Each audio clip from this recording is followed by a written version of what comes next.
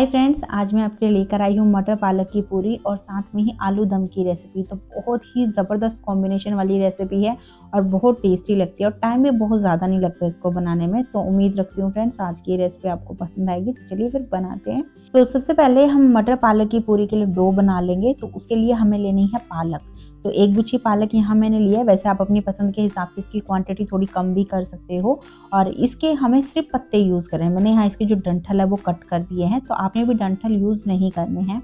अब ये पालक को हम थोड़ा सा रफली कट कर लेंगे। तो बहुत ज़्यादा फाइन इसको कट करने की ज़रूरत नहीं है क्योंकि इसको हमें पीसना ही है। सिर्फ यहाँ पर इसलिए हम कट कर रहे हैं ताकि इसको पीसने में हमें आसानी हो। अब बस कट करने के बाद हम एक जार लेंगे और इसमें पहले तो जितने पालक आता है उतना डाल देंगे और उसके बाद इसमें हम डालेंगे आधा कप मटर। तो मैंने फ्रेश मटर ही ली है, आप यहाँ फ्रोज़न मटर भी ले सकते हो। अब इसमें एक छोटी चम्मच सौंफ डाल देंगे, आधी छोटी चम्मच डालेंगे जीरा और करीबन 4 से 5 मैंने यहाँ लिए हैं लहसुन की कलियाँ। अगर आप लहसुन नहीं खाते हो तो आप इसे स्किप भी कर सकते हो। अब बस पहले हम इसको ढक्कन लगाकर पीस लेंगे। तो पानी नहीं डालना है क्योंकि पालक में काफ़ी मॉइस्चर होता है, तो बहुत अच्छे से पीस जाएगी। पीसने के बाद जार में थोड़ा सा स्पेस हो गया है, तो यहाँ पर मैं डाल रही हूँ धनिया पत्ती। तो इसकी जो क्वांटिटी आप अपनी पसंद के हिसाब से डाल सकते हो, जितना भी धनिया आपको पसंद हो। और साथ में जो बचा हुआ पालक है वो भी मैं अभी इसमें ऐड कर रही हूँ। बस अब इसको फिर से हम ढक्कन लगाएंगे और इसको अच्छे से पीस लेंगे। बिल्कुल स्मूथ सा हमें ये पेस्ट तैयार करना है। इसके अंदर टुकड़े वगैरह नहीं रहने चाहिए फ्रेंड्स। कोशिश करें बिल्कुल स्मूथ आप पीसें। जितना स्मूथ आप यहाँ पेस्ट को पीसेंगे ना, आपकी जो पूरी है वो उतनी ही बढ़िया बनेगी।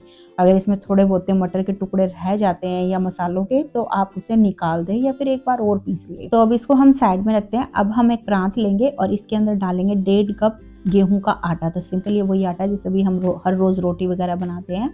अब आप चाहो तो यहाँ पर हाफ मैदा और हाफ गेहूं का आटा भी ले सकते हो। अब इस आटे के अंदर हम 1/4 कप डालेंगे बेसन और साथ में 1/4 कप डालेंगे सूजी। तो थोड़ी फाइन वाली आपने सूजी लेनी है। अगर मोटी सूजी है तो आप हल्का सा उसे मिक्सी में चलाकर पीस लें। इससे जो हमारी पूरी है वो बहुत ही ज़्यादा खस्ता बनकर तैयार होंगी। तो सूजी तो आपने इसमें ज़रूर ऐड करनी है। अब आधी छोटी चम्मच अजवाइन डाल देंगे। तो थोड़ा सा क्रश करके हमें ऐड करना है ताकि जो इसका फ्लेवर है ना वो और ज़्यादा अच्छा है। अब थोड़ा सा पहले हम आटे में स्पेस बनाएंगे और उसके बाद इसमें डालेंगे 2 टेबलस्पून ऑयल। आप यहाँ घी का भी यूज़ कर सकते हो इसकी जगह पर।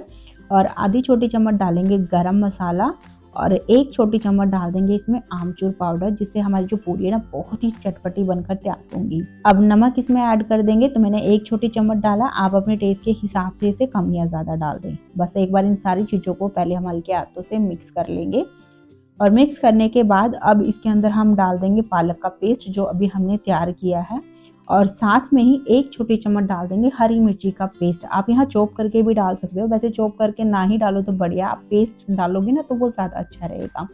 अब यहाँ पर बस इस पेस्ट के साथ हम ये आटा लगा लेंगे। तो पानी का यूज़ नहीं करना है, जो भी पेस्ट हमारे पास है उसी से हम ये आटा लगाएंगे। अगर फिर भी ज़रूरत पड़े तो आप यहाँ थोड़ा बहुत पानी जो है यूज़ कर सकते हो।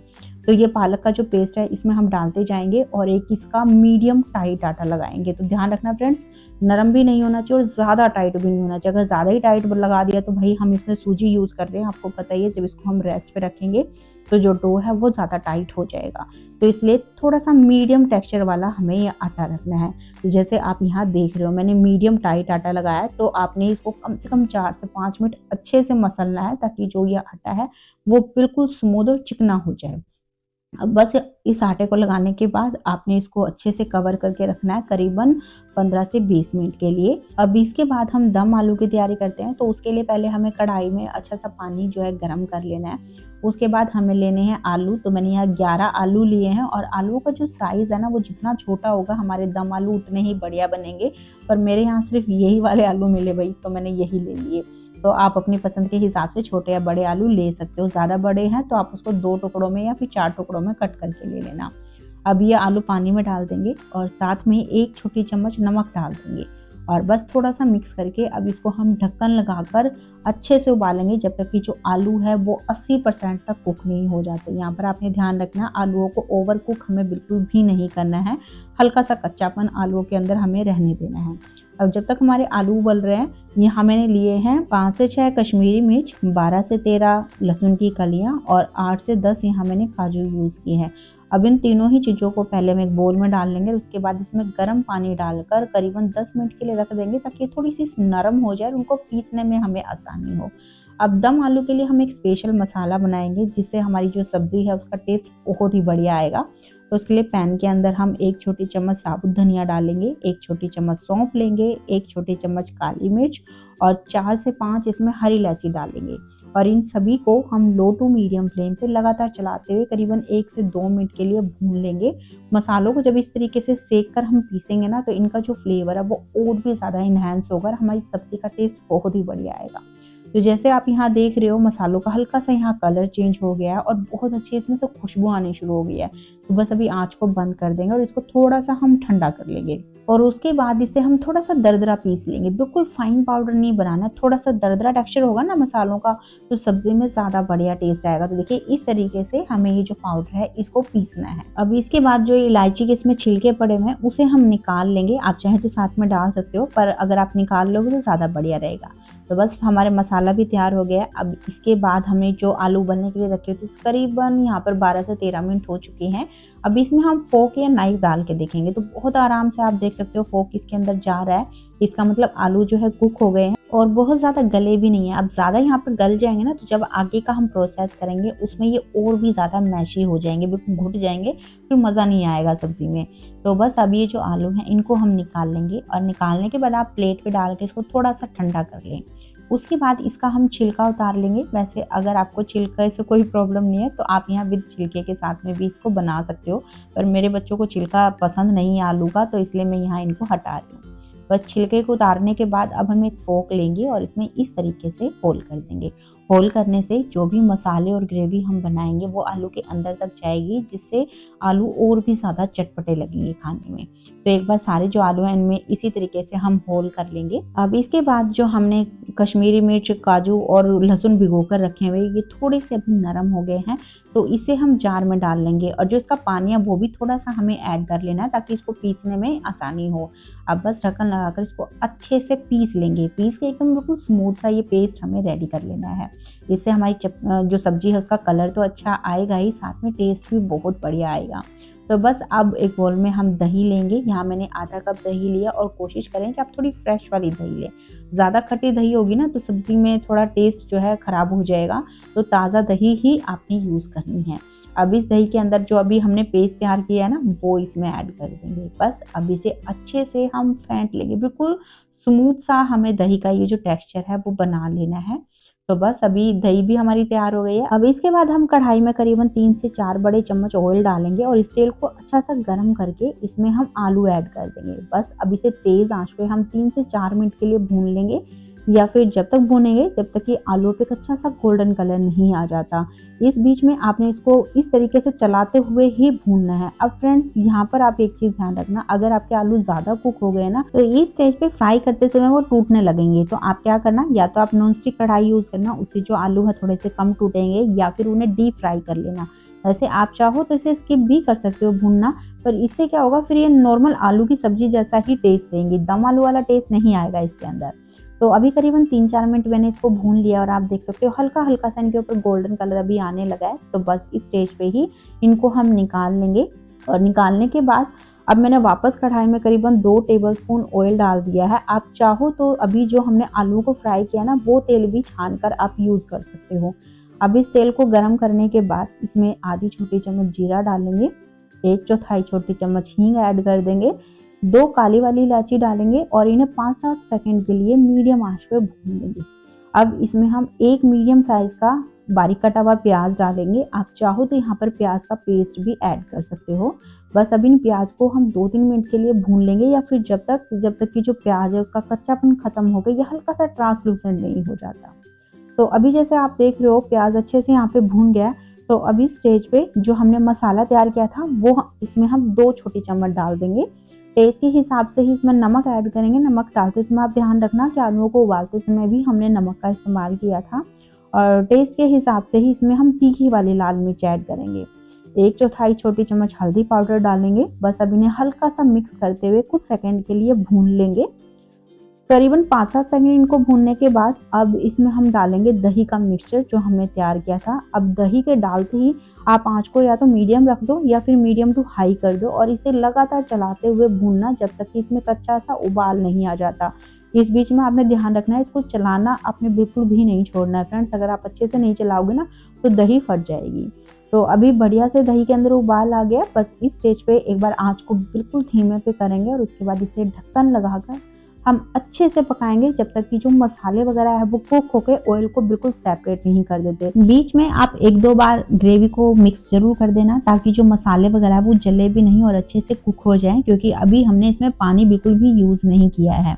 तो करीबन 4 से 5 मिनट पकाने के बाद आप देख सकते हो मसाले ग्रेवी बहुत अच्छे से कुक हो गई है, ऑयल बिल्कुल सेपरेट हो गया है। अब इस स्टेज पे इसके अंदर आलू ऐड कर देंगे और बस आलू को डालने के बाद पहले इसे हम अच्छे से मिक्स कर लेंगे और उसके बाद इसे हम ढककर फिर से 1 से 2 मिनट के लिए पकाएंगे। इससे जो आलू के अंदर ग्रेवी का जो फ्लेवर है वो जाएगा और आलू और भी ज़्यादा टेस्टी लगेंगे, बिल्कुल खाते समय फीके फीके नहीं लगेंगे।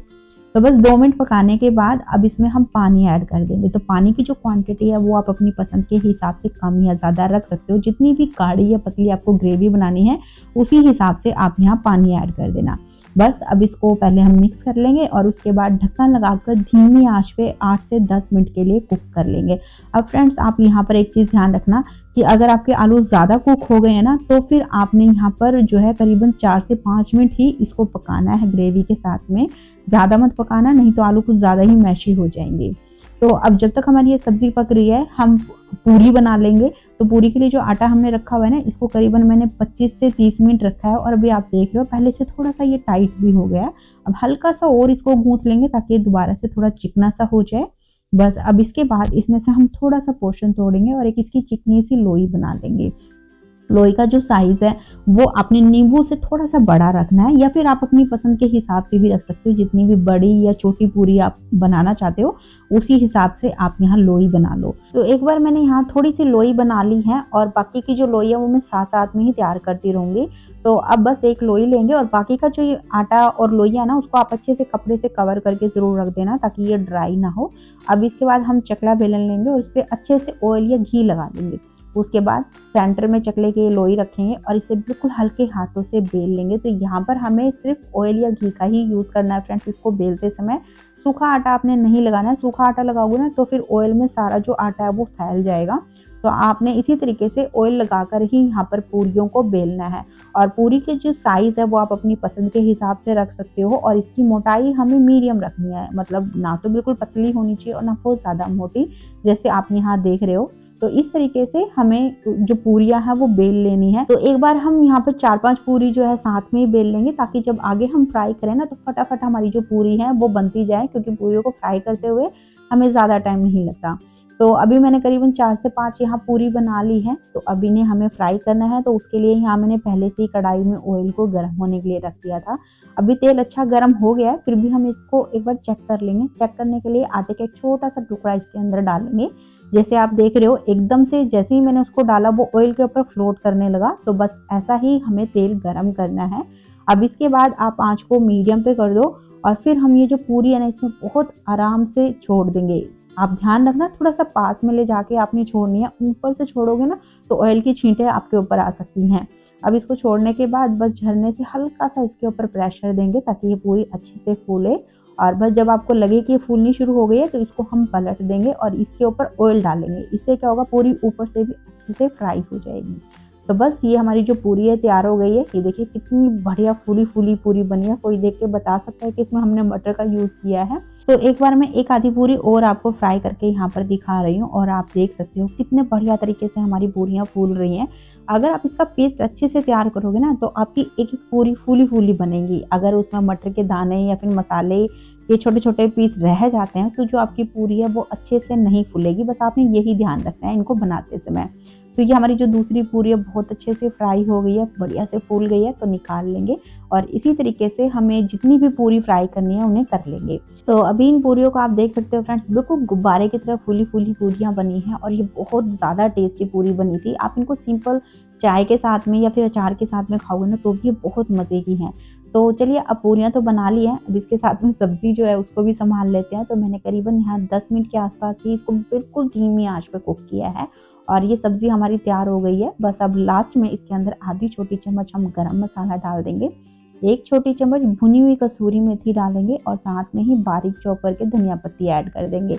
तो धनिया पत्ती को आप अपनी पसंद के हिसाब से थोड़ी-सी कम या ज़्यादा डाल सकते हैं।